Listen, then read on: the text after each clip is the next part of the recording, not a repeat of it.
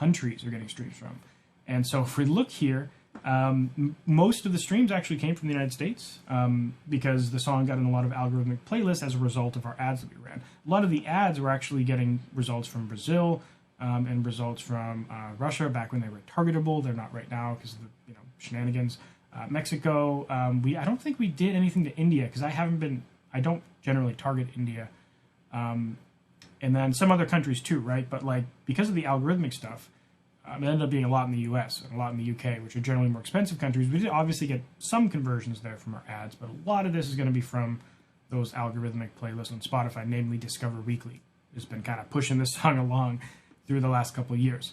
So you would expect that the royalty rate should be higher, but there's actually another variable to this. And that is if the person is on a free or paid version of Spotify. If they're in the free version of Spotify, the streams pay a lot less than if they're on the premium version of Spotify. And on top of that, it depends what version of the premium plan they're on. If they're on a regular $10 a month plan, that actually pays more than if they're on a student plan. And then also it changes if they're on a family plan. So it's just really stupid and really complicated, but that's not the point of this video. That just changes the streaming rate. So now, one more thing before we get to the royalty amount is that we have to talk about splits. So I did this song with another artist, Adamant, and we did a 50-50 split. And so the number I'm about to show you, it's double that. Now we want to check how much the 1.5 million streams this artist got from the Spotify streaming platform. So that way we get to know how much on an average you can earn for 1 million plus streams on Spotify. So let's continue the video. So if we go to my wallet over here, these are all the cash outs I did. And then down here, we actually have the actual lifetime earnings for the song, which it's really, really small. I don't know why they do this, but $2,020.08. So essentially double that, right? Because I have so far cashed out. So from here, you can see that the artist has cashed out $2,200, right? Because it's a split song. It featured an artist in it, so the royalty is being split between the two of them. So he has earned twice of that. So $2,000 for him, $2,000 plus dollars for him, $2,000 plus dollars for the featured artist. So let's continue. $2,020, and Adamant has also cashed out $2,020.08. Or maybe he hasn't cashed it out, but he has it in his account ready to cash out at least.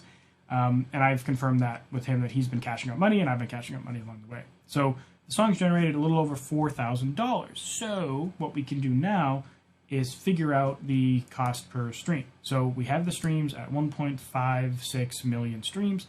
Again, cross-platform, everything, $4,040.16. And that gives us an average royalty payment of So now what the artist is doing is figuring out how much on an average he got paid per streams from Spotify.